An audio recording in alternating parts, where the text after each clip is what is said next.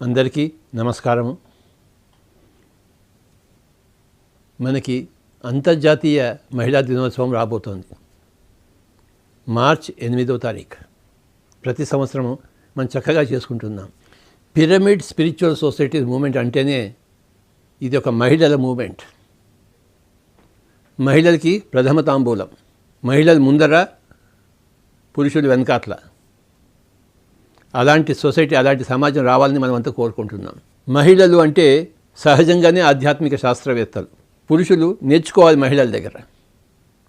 కనుక మనకి ఈ అంతర్జాతీయ మహిళా దినోత్సవం చాలా ముఖ్యమైన రోజు. మనకి విశేషంగా మనం చేసుకుందాం. గొప్ప గొప్ప మహిళల యొక్క అనుభవాలన్నీ విందాం, వాళ్ళ దగ్గర నుంచి సందేశాలు తీసుకుందాం. మనం ఎన్ని అనుభవాలు వింటామో మహిళలది, ఎన్ని సందేశాలు తీసుకుంటామో అంతగా మనం ప్రభావితం అవుతాం. రెండు చెవులు